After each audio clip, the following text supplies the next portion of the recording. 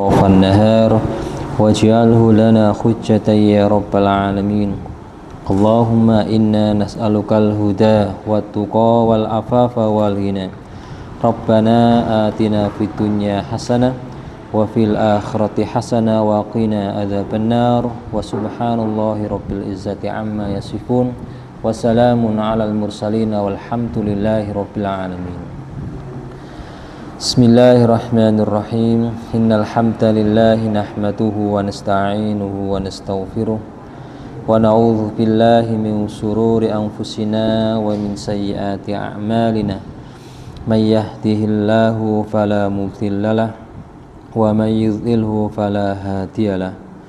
Asyhadu an la ilaha illallah wa asyhadu anna Muhammadan abduhu wa rasuluh. Allahumma salli ala Muhammad wa ala ali Muhammad. Amma ba'du fa ya ayyuhal hadirun usikum wa nafsi bitaqwallahi faqad fazal muttaqun. Alhamdulillah, segala puji bagi Allah, senantiasa kita bersyukur pada Allah Subhanahu wa taala. Kula panjenengan sedaya bisa termasuk diantaranya umatnya Rasulullah sallallahu alaihi wasallam. Dan kabar gembiranya sebagaimana yang diterangkan oleh Rasulullah di riwayatnya Imam Ibnu Majah di hadis yang ke-4283 dan 89, Rasulullah menjelaskan bahwasanya umat beliau itu akan mendominasi jumlah penduduk swarga gitu nggih. Beliau bersabda, ahlul jannati isruna wa mi'atu sofin. Ahlul jannah itu kalau digambarkan ada 120 sof. Samanuna min hadhil ummah, 80 sof itu miliknya umat Rasulullah.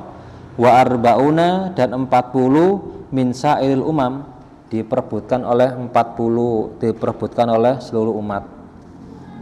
Jadi 120 sof, yang 80 shaf itu bagiannya umat Rasulullah, termasuk kula panjenengan. Yang 40 itu diperebutkan oleh selain umat Rasulullah. Makanya harus bahagia ini, harus bersyukur ini. Kula panjenengan diparingi kemudahan oleh Allah Subhanahu wa taala. Makanya jangan heran di riwayatnya Imam Bukhari diterangkan ulu ummati yadkhulunal jannata illa man aba. Di semua dari umatnya Rasulullah itu bakal masuk jannah, masuk swarga, illa man aba, kecuali orang yang tidak mau masuk jannah. Jadi enak itu nggih.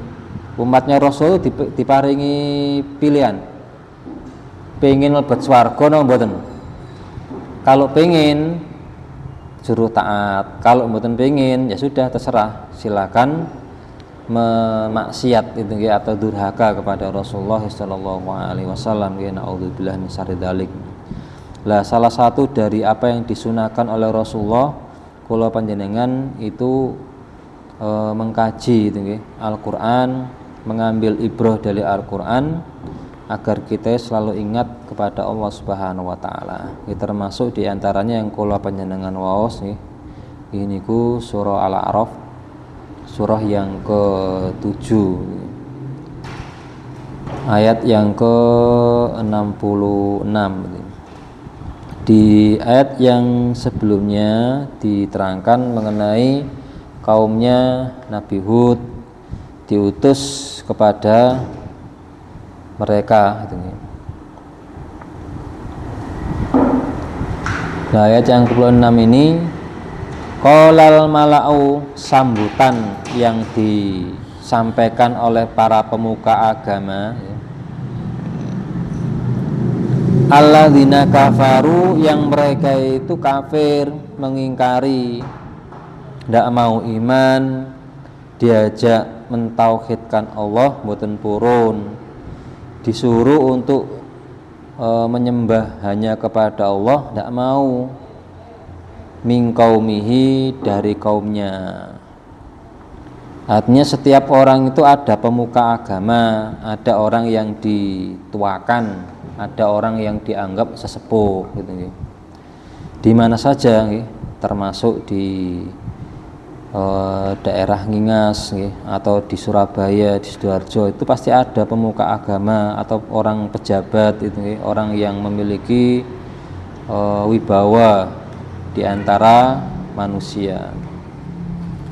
Lah, pemuka-pemuka agama yang mengingkari dan tidak mau mengimani, mereka mengatakan, inna sunya kami naroka, kami melihatmu, menganggapmu wahai Hud, fi safahatin, engkau itu berada dalam safahah, kebodohan. Artinya IQ-nya rendah gitu ya, goblok, gak pinter gitu. Lah wong goblok kok ngandani wong pinter gitu nggih, anggapane ngoten. Logikanya sama dengan logika yang dipakai oleh orang-orang kafir Quraisy pada waktu itu. Apa logika mereka? Akal mereka itu menganggap kalau kita itu menyembah kepada berhala-berhala yang ada, itu aja tidak bisa menjadikan keinginan kita terkabulkan kok, apalagi kita itu hanya menyembah kepada atau minta kepada Allah tok. Gak masuk akal. Makanya diomongi di sini Nabi Hud itu dianggap safaha, goblok, mboten apa pinter gitu, tidak punya IQ tinggi. Karena IQ mereka tinggi gitu. Jadi kalau minta sesuatu itu jangan pada satu orang atau banyak. Barangkali ini ada yang mengabulkan, ini ada yang tidak loh, itu loh. Lah waktu itu datang Nabi Hud ngajak, ayo kita nyembah hanya kepada Allah, minta hanya kepada Allah. Akhirnya mereka logikanya nggak masuk. Goblok kamu Hud loh, itu nggih. Lah wong kene ibadah wong akeh sing disembah akeh, gak ono sing dikabulno. Lah awakmu mau ngejak nyembah kepada satu orang yaitu Allah. Itu namanya kurang akal itu loh, itu nggih. Wa inna, dan sungguhnya kami lana dzunuka, sungguh kami itu menganggap atau menyangka, dzon gitu nggih, engkau wahai Hud minal kadzibin, termasuk dari orang-orang yang mendustakan. Lah ini itu nggih, sebagaimana dijelaskan oleh Al-Imam Al-Jazair itu nggih di dalam tafsirnya. Beliau itu menjelaskan ad-da'watu ila ibadatillahi wa tarki ibadati ma siwahu fahuwa bimakna la ilaha illallah.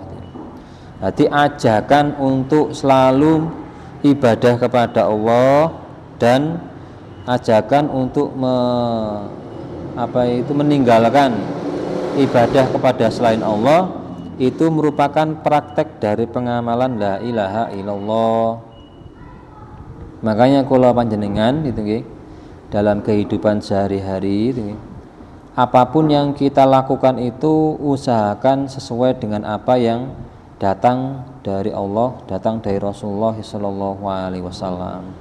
Adapun orang yang berbuat seperti ini seperti itu, maka perlu ditanyai apa penyebabnya, apa yang mendasarinya. Kalau sekiranya kita tidak ngerti, mereka ngerti, ya kita kan jadi tambah wawasan, gitu nggih. Tambah pinter, gitu nggih, tambah ngerti. Contohnya ketika sholat itu ada orang yang sholatnya itu mendahului imam. Terus dalam pahaman kita kan imam tidak boleh mendahului, makmum tidak boleh mendahului imam. Kok ada makmum yang mendahului imam?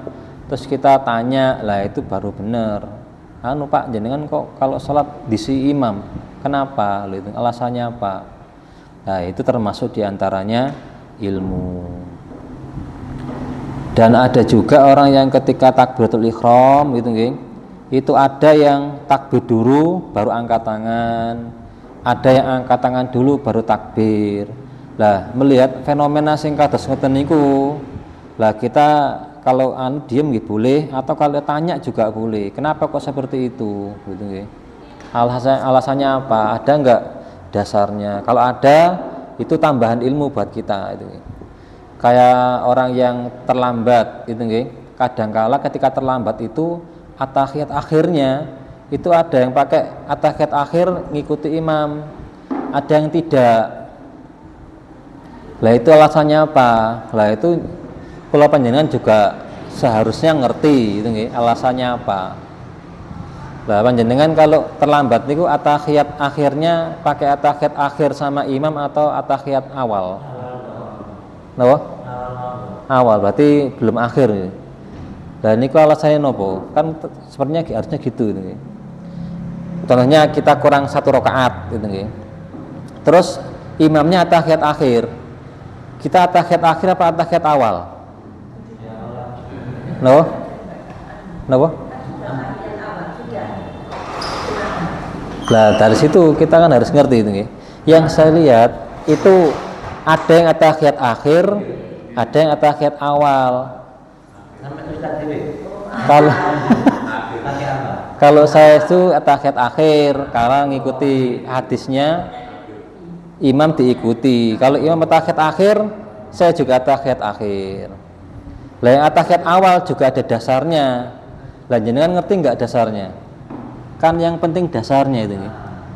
Lah kalau yang jenengan ikut atahiyat awal, dasarnya itu mereka itu pakai hadis Rasulullah itu tidak pernah atahiyat akhir kecuali kalau sudah selesai sholatnya. Lah yang terlambat kan belum terakhir sholatnya, akhirnya dia atahiyat awal.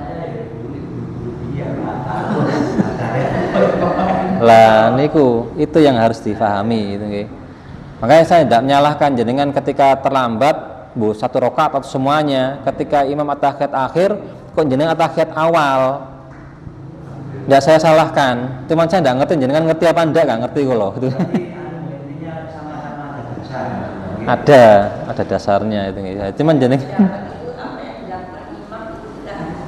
boleh kayak gitu atau jenengan atahiyat awal. Karena apa nggih niku ada pemahaman dari hadis yang ada itu Rasul tidak pernah atahiyat akhir kalau belum akhir rakaatnya. Lah orang terlambatnya belum terakhir gitu nggih.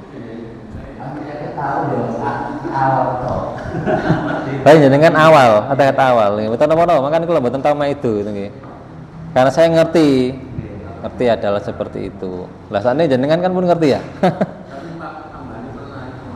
Nggih. Atahiyat akhir. Berarti ikut yang tadi, ngikuti hadis innama ju'ilal imamu liyu'tamma bihi. Imam diikuti. Kalau atahiyat akhir ya atahiyat akhir, ngoten to itu nggih. Gampang kalau itu nggih. Kalau kita ngerti enak itu nggih. Duduknya ikut.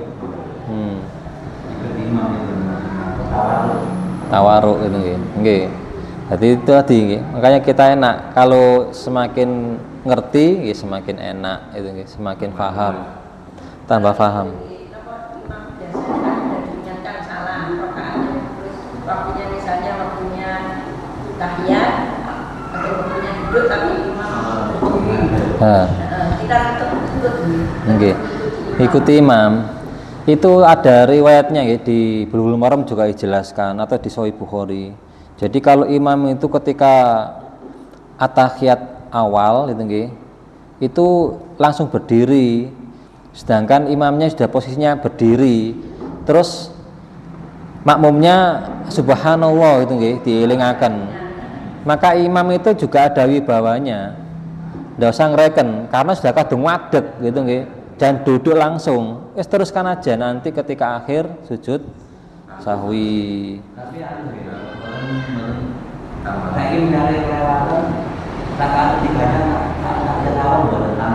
nggih langsung.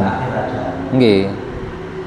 Kecuali kalau imam tuh belum berdiri sempurna, hati tasih kate ngangkat ngene subhanallah lah.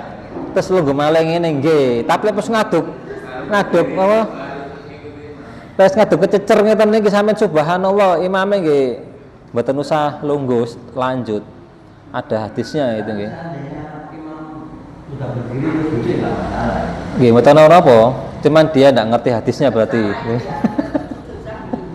Nggih, tetap sujud sahwi.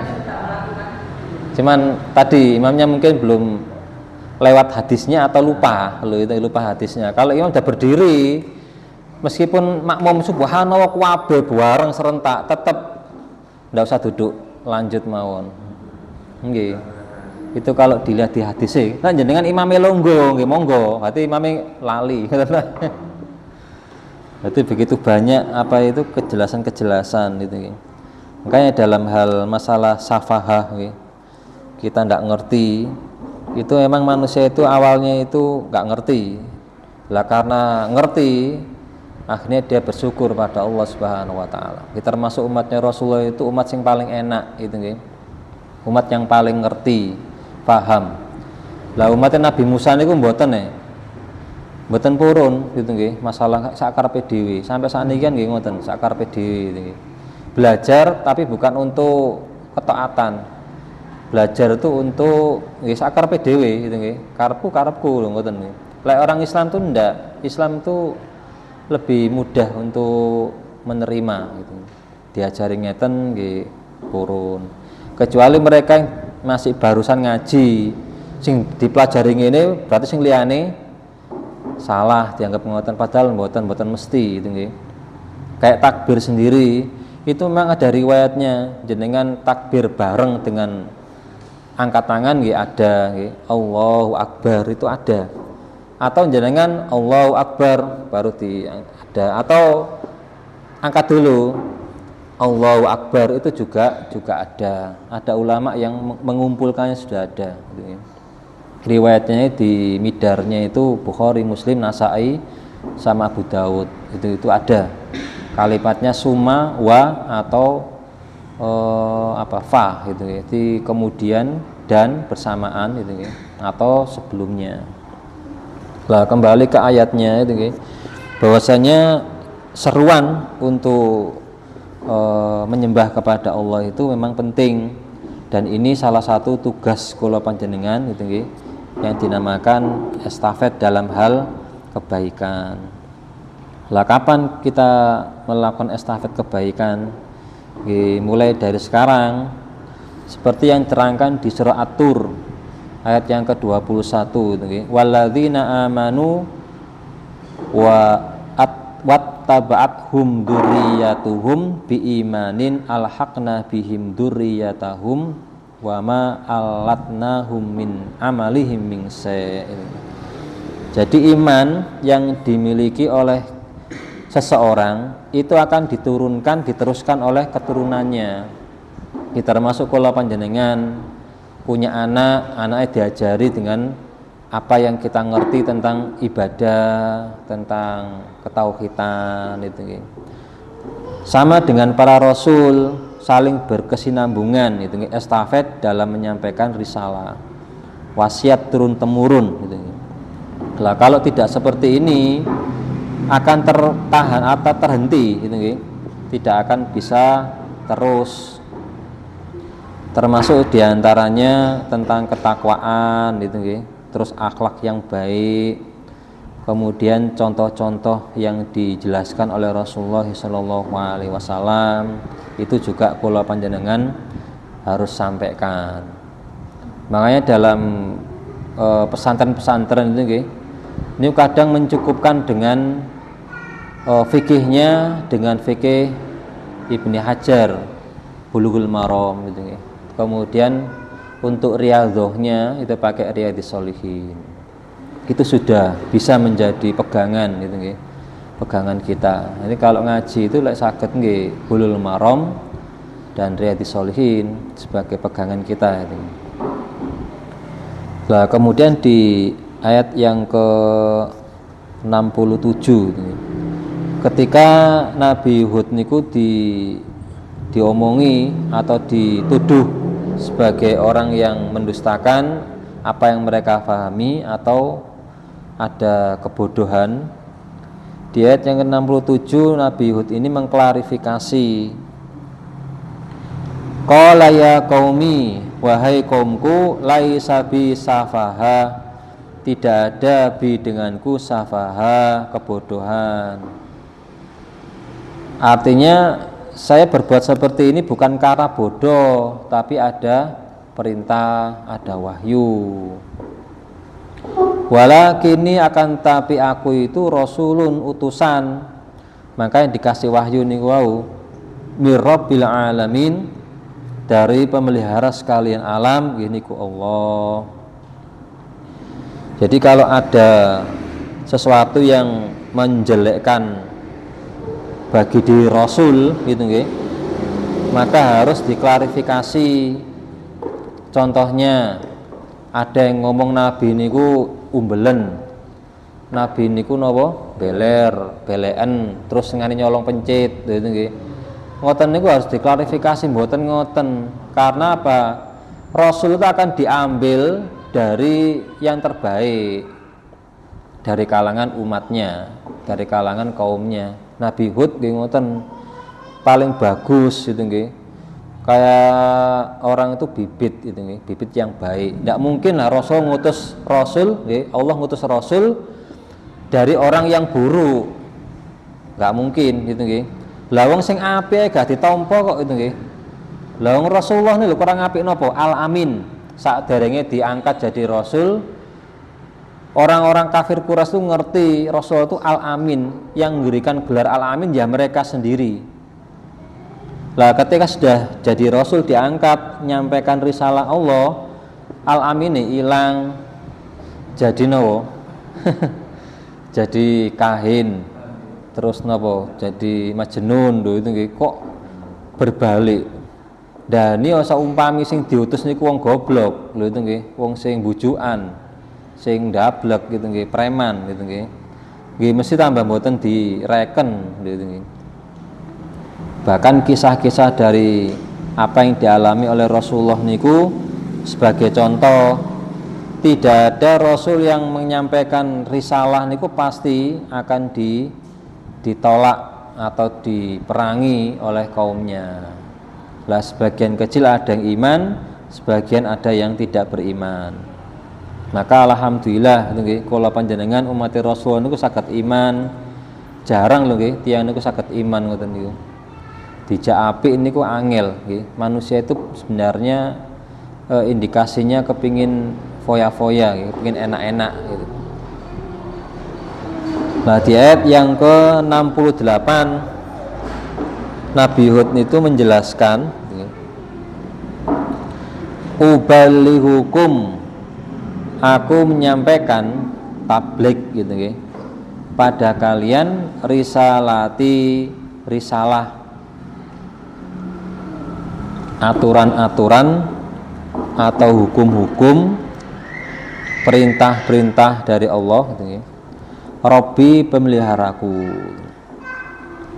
Gitu, termasuk kula panjenengan menyampaikan apa yang menjadi kewajiban kula panjenengan, yaitu takwa gitu nggih. Makanya dalam setiap khutbah Jumat niku selalu disampaikan hasungan untuk bertakwa. Mari kita bertakwa kepada Allah. Artinya apa?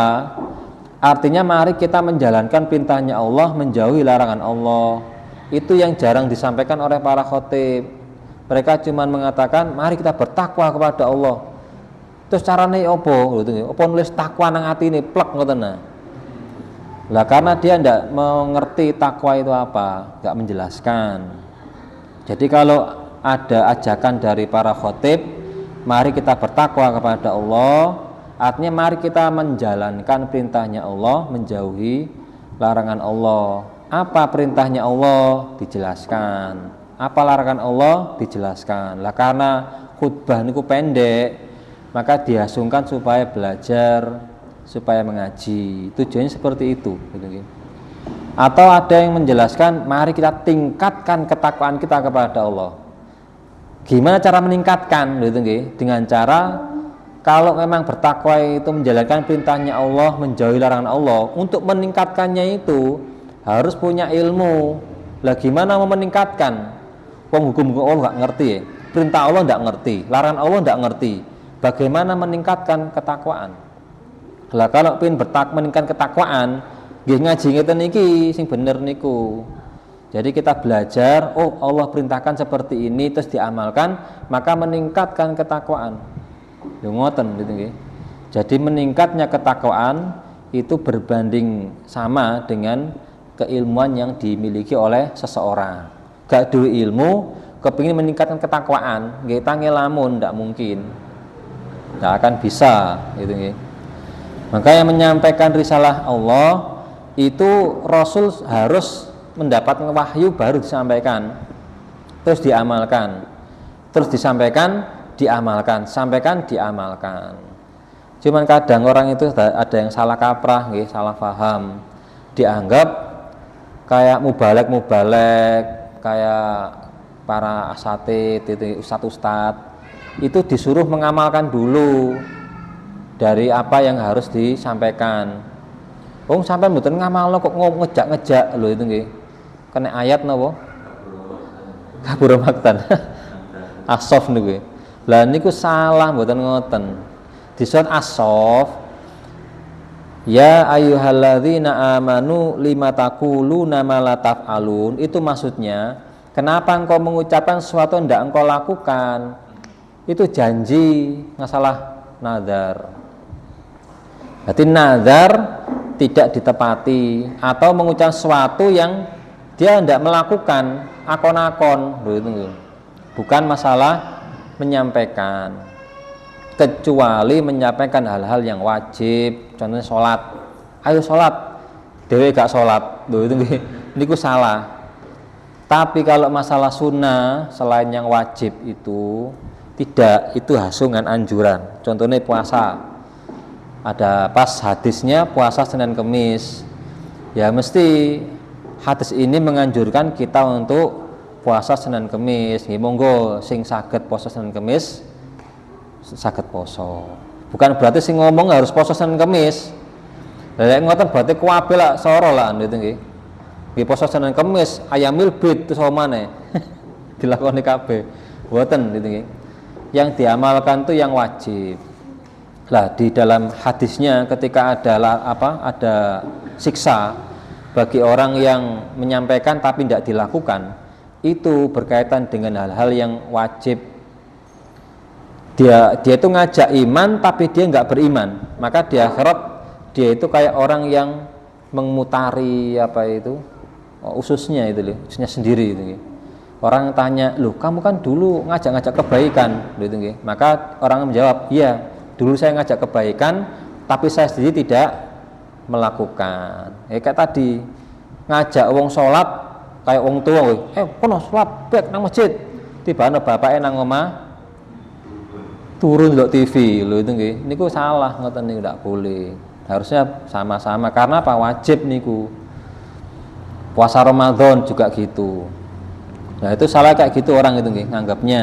Makanya banyak orang itu tidak berani nyampaikan karena dianggap aku durung tahu poso Senin Kemis ya. Katanya ngajak-ngajak poso Senin Kemis. Mboten napa-napa karena itu anjuran. Kalau jenengan saged lakukan satu kali aja. Kalau anak-anak pondok insya Allah pernah melakukan puasa-puasa itu.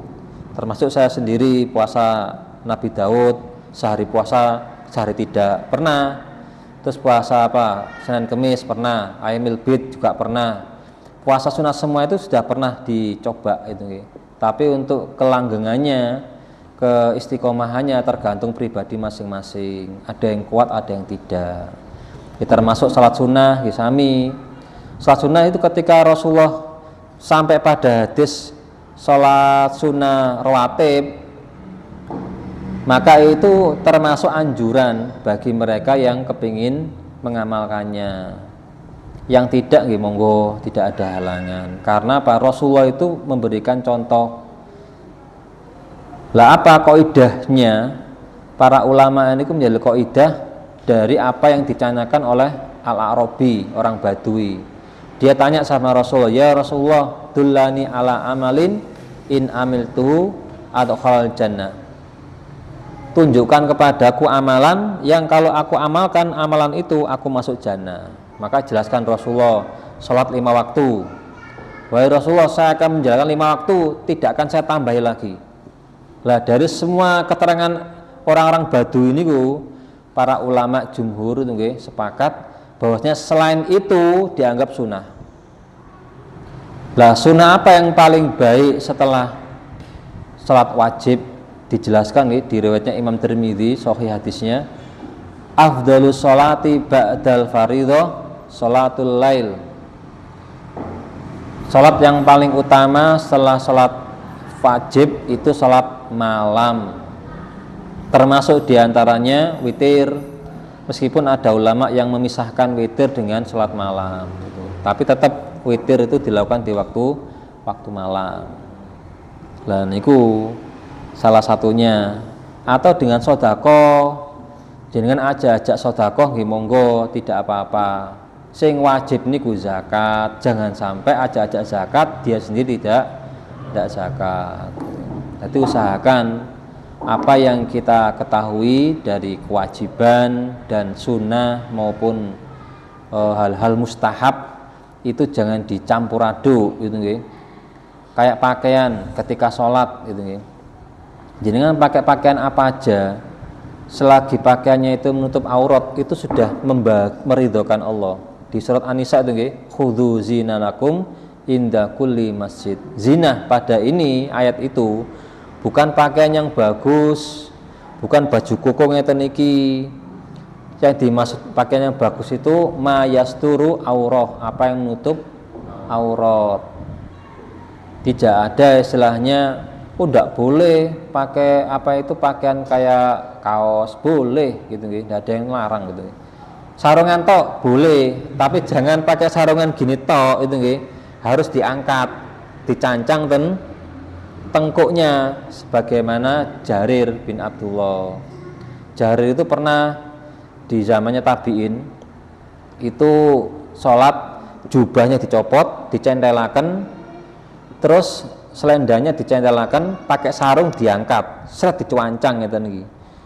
Akhirnya sama orang-orang tabi'in, ulama-ulama tabi'in, Jarir niki di Abdullah bin Jarir Abdullah itu dinyek, mosok ono sahabat model kok ngene, salat kok ngene sarungan tok ngene.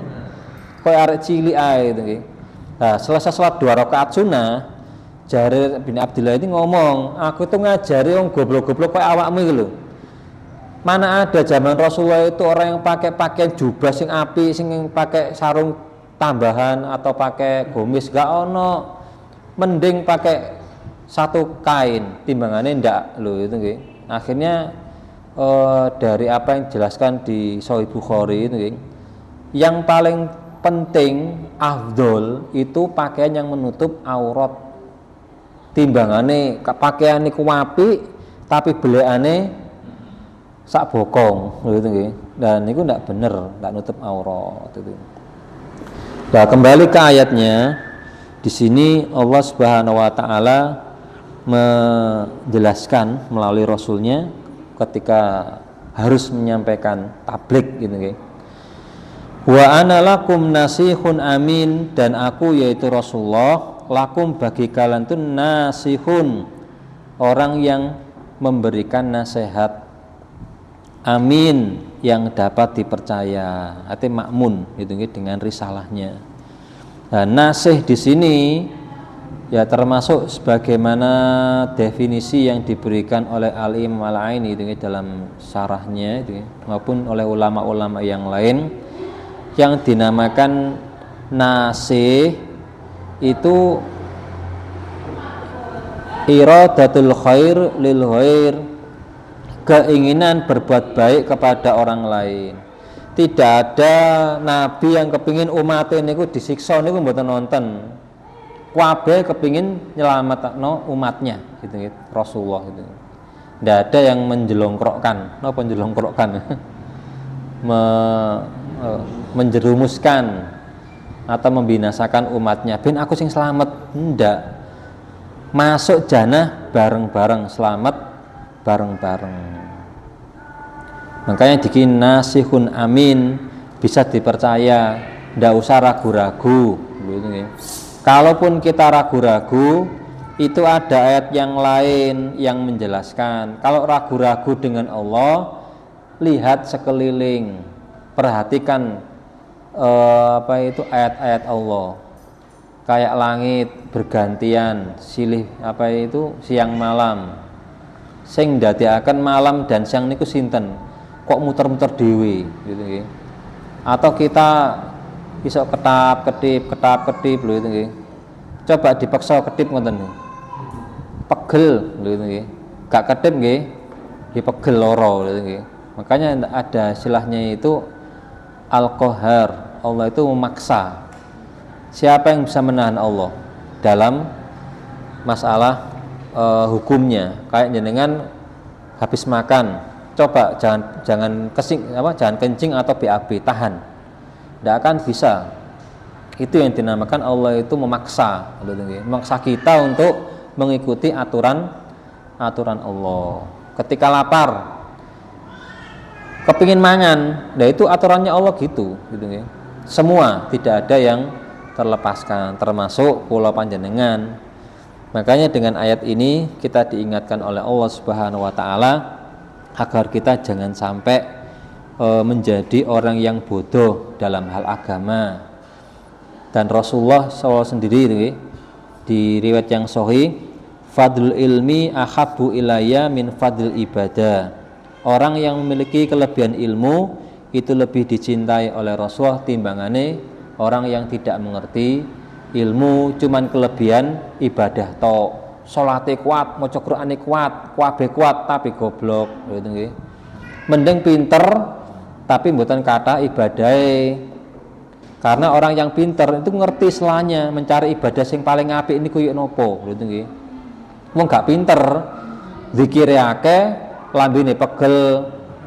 Wong pinter niku punya caranya sendiri. Di riwayat yang sahih itu nggih. Ada zikir ini itu seperti ini lho itu nggih. Itu orang pinter nggih. Lah wong gak pinter nggih domble gitu nggih. Entek lambene. Nggih mugi-mugi manfaat nggih, kurang lebihnya mohon maaf. Allahumma taqabbal minna innaka antas samiul alim wa tub alaina innaka antat tawwabur rahim. Allahumma anfa'na bima 'allamtana wa 'allimna bima yanfa'una wa zidna ilman. Rabbana atina fid dunya hasanah wa fil akhirati hasanah wa qina adzabannar. Wa subhanallahi rabbil izzati amma yasifun wa salamun alal mursalin walhamdulillahi rabbil alamin.